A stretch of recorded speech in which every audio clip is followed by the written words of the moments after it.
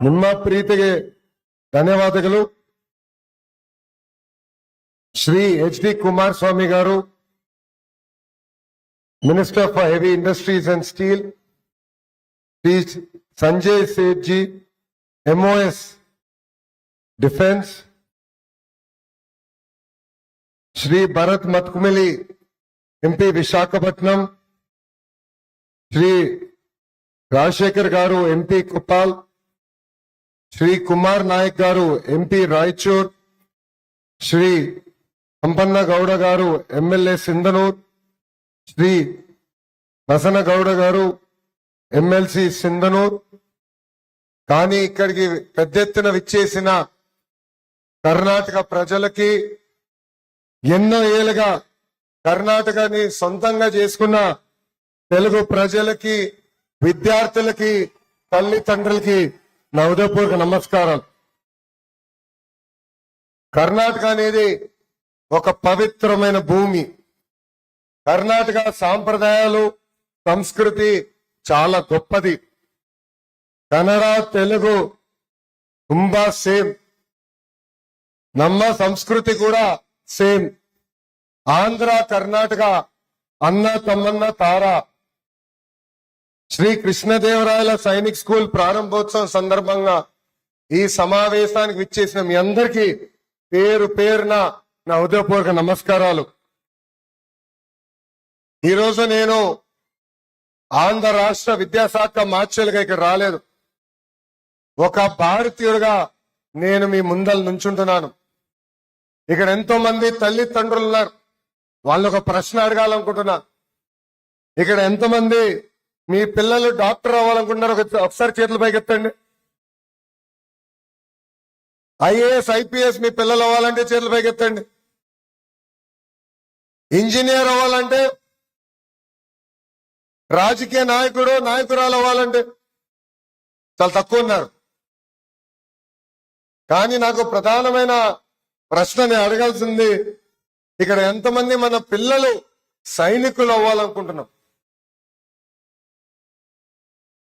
ఈ రోజు మనందరం ఇక్కడ నుంచి మాట్లాడుకోగలుగుతున్నామంటే, ఇక్కడ నుంచి ఈ సమావేశం ఏర్పాటు చేయగలుగుతున్నాం అంటే దానికి కారణం మన బార్డర్ దగ్గర సైనికులు మన కోసం పోరాడుతున్నారు.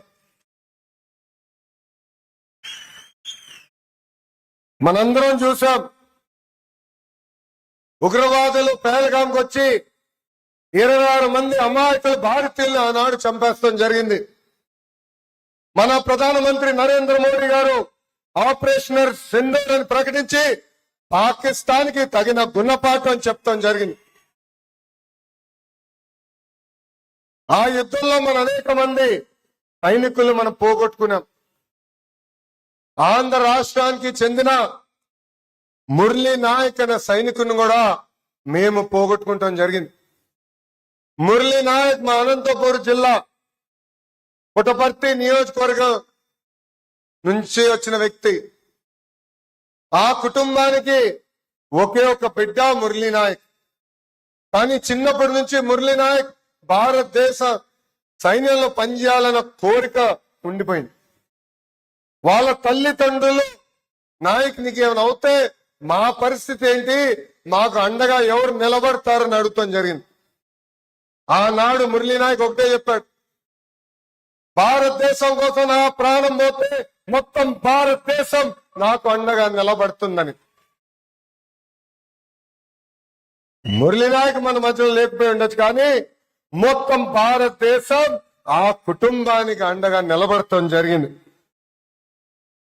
ఆంధ్రప్రదేశ్ లో నేను ప్రత్యేకంగా వాల్యూ బేస్డ్ ఎడ్యుకేషన్ ఉండాలని కోరుకుంటున్నా. వాస్తవాలు మనం మాట్లాడుకుంటే సమాజంలో విలువలు పడిపోయిన రోజులు మనందరం చూస్తున్నాం. అందుకే ఆంధ్ర రాష్ట్రంలో చాగంటి కోటేశ్వరరావు గారు ఏకంగా కేబినెట్ ర్యాంక్ ఇచ్చి సలహాదారుడిగా మనం ఏర్పాటు చేసుకుంటాం జరిగింది. ఆయన రూపొందించిన పుస్తకాల్ని మేము ప్రింట్ చేసి ప్రతి సాటర్డే నో బ్యాక్ డే అయినా సమాజంలో ఏ విలువలైతే మనం ఆశిస్తున్నామో అది పిల్లలకి చెప్తాం జరుగుతుంది. దీంట్లో ప్రధానమైంది, నాకు దగ్గరైంది, మహిళల్ని గౌరవిస్తాం.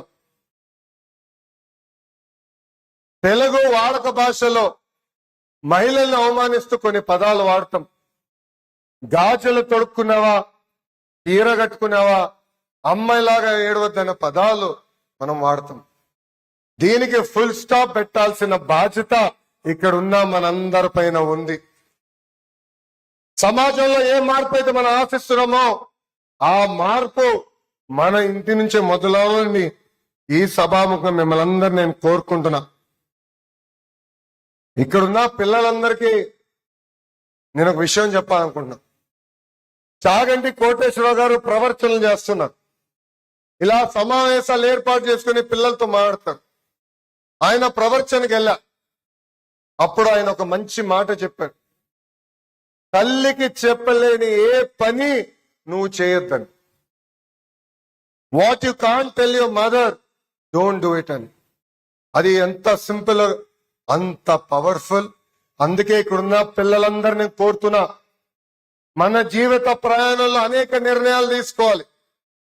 ఒక్క క్షణం కళ్ళు మూసుకుని ఆలోచించాలి. నిర్ణయం తీసుకునే ముందల మనం తీసుకోబోయే నిర్ణయం మన తల్లికి చెప్పగలుగుతామా లేదా అని. చెప్పగలితేనే ఆ నిర్ణయం తీసుకోవాలని ఇక్కడున్న పిల్లలందరినీ నేను కోరుతున్నా. ఇప్పుడే పెద్దలన్నారు, విశ్వవిఖ్యాత నట సార్వభౌమ స్వర్గీయ నందమూరి తారక రామారావు గారి మనవడిని, చంద్రబాబు నాయుడు గారి తనయుడిని, మీ అందరి బాలయ్య, నా ఒక్కడికే ముద్దుల మావయ్య, జై బాలయ్య అల్లుడిని. కానీ నాకు నా జీవితం ఈజీగా రాలేదు. 1985 తర్వాత గెలవని నియోజకవర్గం మంగళగిరిలో పోటీ చేసి 2019లో నేను ఓడిపోయా. జీవితంలో ఓటమి అనేది సహజమే, కానీ ఆ ఓటమి ద్వారా మనం అనేక పాఠాలు నేర్చుకోవాల్సిన అవసరం ఉంది. 5 సంవత్సరాలు కష్టపడి చెమటోర్చి మళ్ళీ అక్కడనే పోటీ చేశాను. యావత్ ఆంధ్ర రాష్ట్రంలో 3rd హైయెస్ట్ మెజారిటీతో నేను గెలుస్తాం జరిగింది. ఈ రోజు సమాజంలో కూడా పిల్లలు చాలా సెన్సిటివ్ గా మారిపోయారు.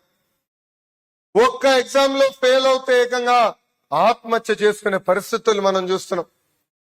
అందుకే పిల్లలందరూ నేను తెలియజేయదలుచుకున్నా, మార్కులు తక్కువ వచ్చాయని, జీవితంలో ఎదురు దెబ్బ వచ్చిందని అధైర్యపడద్దండి. ఆ ఎదురు దెబ్బ మనలో కసి పెంచాలి. ఆర్నిసలు కష్టపడి అనుకుందాన్ని మీరు సాధించాలని ఈ సభాముఖంగా కోరుతున్నా. నేను పిల్లలు ఎప్పుడు కలిసినా ఫెయిల్ అన్న పదానికి కొత్త అర్థం తీసుకొచ్చా. First attempt in learning. Failure అనేది ఇలా ఆలోచించాలని ఇక్కడ ఉన్న పిల్లలందరూ నేను కోరుకుంటున్నా. కర్ణాటక పిల్లలు ತುಂಬಾ ಸ್ಮಾರ್ಟ್, ತುಂಬಾ ಡಿಸಿಪ್ಲಿನ್ ಇದೆ. ನಿಮ್ಮ ಫ್ಯೂಚರ್ ತುಂಬಾ ಬ್ರೈಟ್. ನೀವು India future. Dream big and achieve. Big dreams ಮಾಡ್ಕೊಳ್ಳಿ, ಅದನ್ನ అచీవ్ ಮಾಡಿ. ఈ రోజు నేను కర్ణాటకకు వచ్చిన ఆంధ్ర రాష్ట్రానికి వచ్చినట్టుంది. పెద్ద ఎత్తున మీరు నా ఘన స్వాగతం పలికారు. ఆంధ్రాలో జన్మించిన వారు ఉన్నారు, కానీ వలసలుగా కర్ణాటకకు వచ్చారు. ఆంధ్రప్రదేశ్ అంటే ఇష్టమైన కర్ణాటకని కన్న తల్లిగా భావించే ఇక్కడ మీరందరూ ఉన్నారు.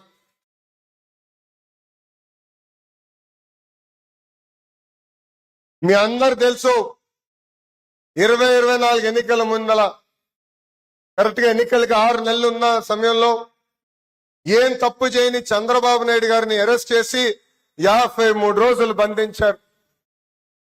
ఒక కొడుక బాధపడా, ఏం తప్పు చేయని పెద్దయిని ఇలా జైల్లో పెడతాం అనేది చాలా బాధేసింది. కానీ మాకు మీరు అండగా నిలబడ్డారు.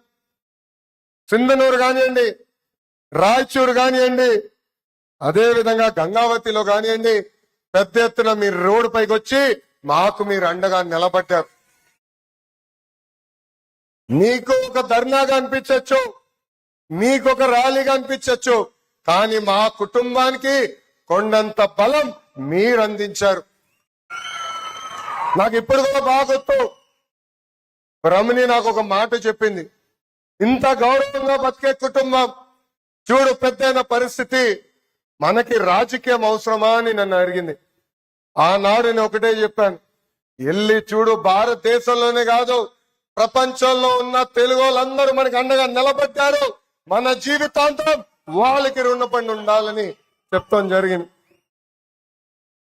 మొన్న జరిగిన ఎన్నికల్లో కూడా మీరు వచ్చారు, ఇక్కడ చాలా మంది కష్టపడ్డారు, దాని ఫలితమే జైల్లో ఆనాడు జైల్లో చంద్రబాబు నాయుడు గారిని పెడితే కరెక్ట్ గా 6 నెలల తర్వాత గౌరవ ప్రధానమంత్రి గారి పక్కన మీరు కూర్చోబెడతాం జరిగింది.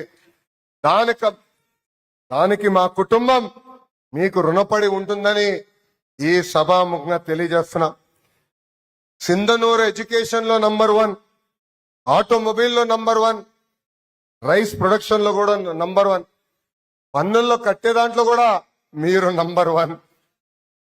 సింధనూరు రికార్డులు ఎవడు బదలు కొట్టలేదు. అదేవిధంగా సింధనూరులో శ్రీ కృష్ణదేవరాయ సైనిక్ స్కూల్ కూడా నంబర్ 1 అవ్వాలని ఈ సభాముఖంగా నేను కోరుకుంటున్నా. ఆనాడు తెలుగులో వలసలకు వచ్చి సొంత నిధులు ఖర్చు పెట్టి విద్య వైద్యం కూడా నిరుపేద కుటుంబాలకు అందిస్తాం జరిగింది. ఈ సేవా దృక్పథం ముందలు తీసుకెళ్లాలని ఇక్కడున్న తెలుగులందరినీ ఈ సభాముఖంగా నేను కోరుతున్నా. ఈరోజు నేను ఇక్కడికి వచ్చినప్పుడు నాకు పాత రోజులు గుర్తొచ్చినాయి. ఆనాడు కర్ణాటక ముఖ్యమంత్రిగా ఎస్ఎం కృష్ణ గారు, ఉమ్మడి ఆంధ్రప్రదేశ్ ముఖ్యమంత్రిగా ఈ నారా చంద్రబాబు నాయుడు గారు, ఇద్దరి మధ్యలో హెల్దీ కాంపిటీషన్ జరిగేది. ఎవరు ఏ కంపెనీ ఏ రాష్ట్రానికి పట్టుకెళ్తారా అని అహర్నిశర్ పోరాడేవారు. ఆ పోటీయే ఆనాడు ఆ నాయకులు కసి పెంచింది.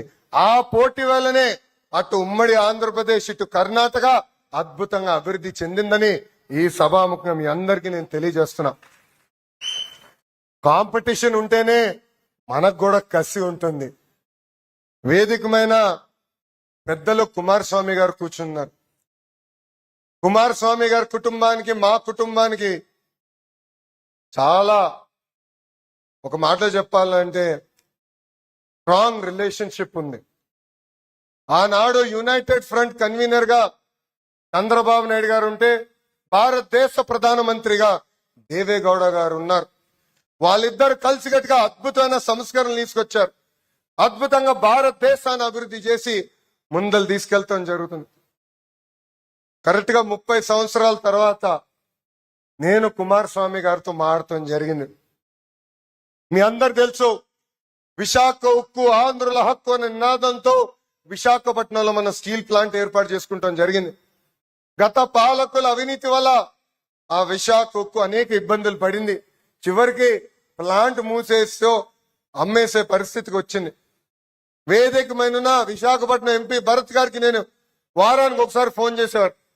అయ్యా ఒక్కసారి వెళ్ళి కుమారస్వామి గారు కలవండి, రిక్వెస్ట్ చేయండి, బతులాడండి, కాలు పట్టుకోండి, విశాఖ ఉక్కుని మటుకు ప్రైవేటీకరణ జరగకుండా చేయమని 10 సార్లు కలిశారు. దాని తర్వాత ఒకరోజు అక్కడికి వెళ్ళి నాకు ఫోన్ చేశాడు భరత్. ఫోన్ చేసి కుమారస్వామి గారు నా పక్కనున్నారు, ఆయనే మీతో మాట్లాడతారని ఫోన్ ఇచ్చారు. అప్పుడు కుమారస్వామి గారు నాకు ఒకటే చెప్పాడు, brother, I stand with Andhra Pradesh, I will make sure Visakhapatnam steel plant will not be privatise అని మాట ఇచ్చారు, మాట నిలబెట్టుకున్నారు కుమారస్వామి గారు. ఇక్కడున్న తెలుగు వాళ్ళందరినీ విషయం చెప్పదలుచుకుంటారు. విఓ కుమారస్వామి గారు